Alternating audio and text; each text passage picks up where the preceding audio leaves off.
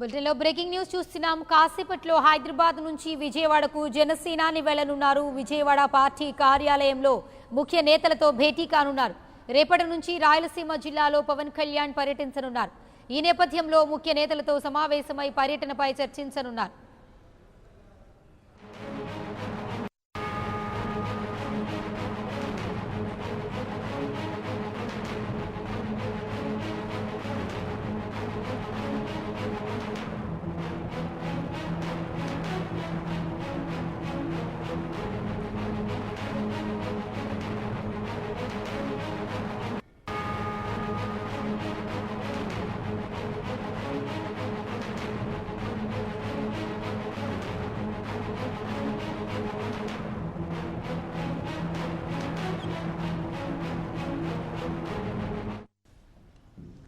ఇక కాసేపట్లో హైదరాబాద్ నుంచి విజయవాడకు జనసేనాని వెళ్లనున్నారు. విజయవాడ పార్టీ కార్యాలయంలో ముఖ్య నేతలతో భేటీ కానున్నారు. రేపటి నుంచి రాయలసీమ జిల్లాలో పవన్ కళ్యాణ్ పర్యటించనున్నారు. ఈ నేపథ్యంలో ముఖ్య నేతలతో సమావేశమై పర్యటనపై చర్చించనున్నారు. ఇక దీనికి సంబంధించి వారి సమాచారాన్ని మా ప్రతినిధి నేతాజీ అందిస్తారు.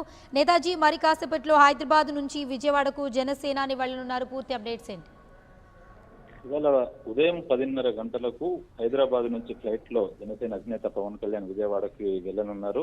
విజయవాడలోని జనసేన పార్టీ రాష్ట్ర కార్యాలయంలో పార్టీ ముఖ్య నేతలతోటి పవన్ కళ్యాణ్ సమావేశం అవుతారు. రేపటి నుంచి ఆయన రాయలసీమ జిల్లాల్లో పర్యటిస్తున్నారు కాబట్టి అక్కడ ఏ సమస్యలు తిష్టవేసి కూర్చున్నాయన్నది ఇప్పటికే కొన్ని నివేదికలను తెప్పించుకున్నారు. దాని మీద ఇవాళ పార్టీ ముఖ్య నేతలతో చర్చించి రేపటి నుంచి ఆయన కర్నూలు జిల్లాల్లో ప్రజా పోరాట యాత్ర ప్రారంభం కాబోతుంది. ఆ తర్వాత కడప, చిత్తూరు మొత్తం 3 జిల్లాల్లో ఆయన పర్యటించబోతున్నారు. గతంలోనే ఆయన గత ఏడాది డిసెంబర్ 2వ తారీఖున రాయలసీమ కరువు, అక్కడి సమస్యలు, వలసలు, నిరుద్యోగం వాటికి అన్నిటికి సంబంధించి జనసేన కవాతుని నిర్వహించారు. అది గ్రాండ్ సక్సెస్ అయింది. దాదాపు జనసేన కవాతులో 10 లక్షల మంది వరకు పాల్గొన్నారు. ఆ సందర్భంగానే అక్కడ మొత్తం ఎలాంటి సమస్యలు ఉన్నాయన్నది ఆయన తెలుసుకున్నారు. అయితే ప్రతి రోజుకు కూడా సమస్యలు పెరుగుతున్నాయి తప్ప సమస్యల పరిష్కారం అన్నది లేదు. ఈ విషయంలో ప్రభుత్వం ఘోరంగా విఫలమైంది. ఇటు కృష్ణా జలాలను రాయలసీమకు తరలించి రాయలసీమను సస్యశ్యామలం చేశామని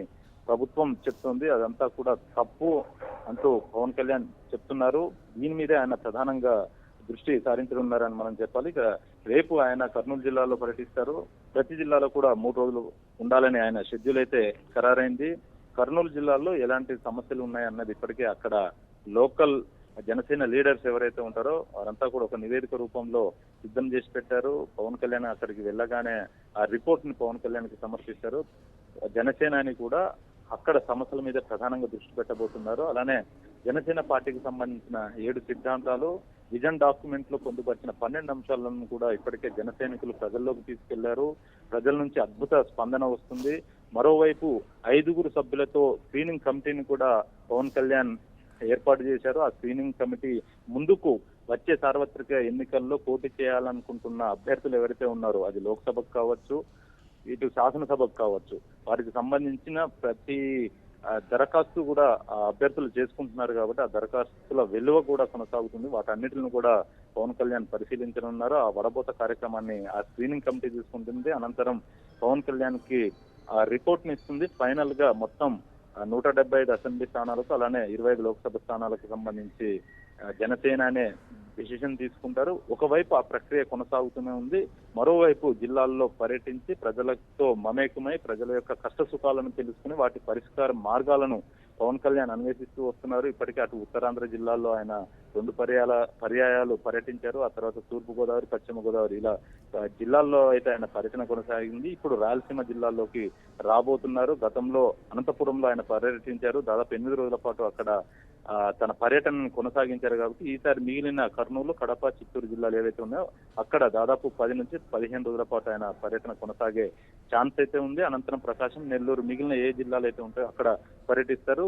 ఎందుకంటే ఎన్నికలకు కూడా అతి తక్కువ సమయం ఉంది. ఈ సమయంలో ప్రజల్లోకి వెళ్తూ ప్రజల యొక్క కష్ట సుఖాలన్నింటినీ తెలుసుకుంటూనే జనసేన పార్టీ అధికారంలోకి వస్తే ప్రజలకు ఏ విధంగా అండగా ఉంటుంది, ఒకవేళ అధికారంలోకి వచ్చినా రాకపోయినా ఎప్పుడు జనసేన పార్టీ అన్నది ప్రజల సమస్యల మీదే సమస్యలను తీర్చే విధంగానే పోరాటం చేస్తుంది అని చెప్పే ప్రయత్నం అయితే పవన్ కళ్యాణ్ చేయబోతున్నారు. ఇప్పటికే ఒక కిడ్నీ సంబంధించి ఉద్దానం సమస్య కావచ్చు, అటు వంతాడ అక్రమ మైనింగ్ కావచ్చు, ఇలాంటి సమస్యలన్నిటిని కూడా పవన్ కళ్యాణ్ బాహ్య ప్రపంచానికి తెలియజేశారు.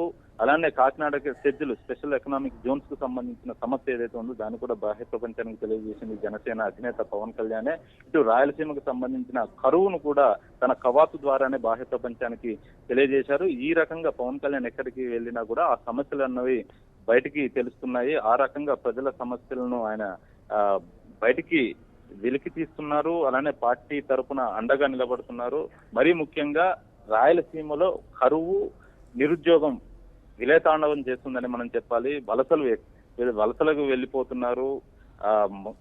అలా ఉండకూడదు. జనసేన పార్టీ వస్తే ఖచ్చితంగా వారికి అండగా నిలబడుతుంది అంటూ కూడా పవన్ చెప్పే ప్రయత్నం అయితే చేస్తూ వస్తున్నారు. ఇక ఆయన పర్యటన కూడా అదే విధంగా కొనసాగనుంది. అయితే నేతాజీ ప్రతి జిల్లాలో కనీసం 3 రోజుల పాటు పర్యటన చేయనట్లు తెలుస్తోంది. అయితే ఈ నేపథ్యంలో ఈ పర్యటనలో జనసేనాని పర్యటనపై ప్రజల స్పందన ఏ విధంగా ఉంది?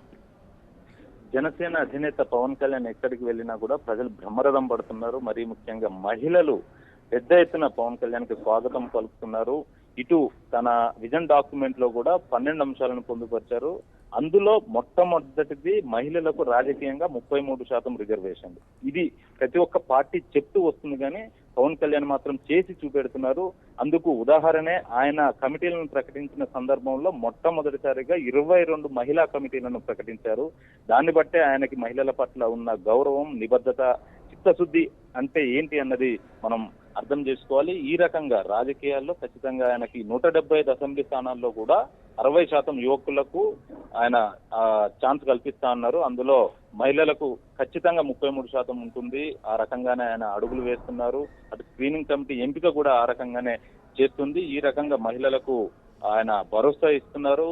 ఉచితంగా గ్యాస్ సిలిండర్లు పంపిణీ అయితేనేమి, ఉచితంగా రేషన్ కు బదులుగా ప్రతి మహిళా అకౌంట్ లో నెలకు 2,500 నుంచి 3,500 వరకు నగదు బదిలీ అయితేనేమి, ఇవన్నీ కూడా మహిళలను దృష్టిలో పెట్టుకునే ఆ విజన్ డాక్యుమెంట్ లో పొందుపరిచారు.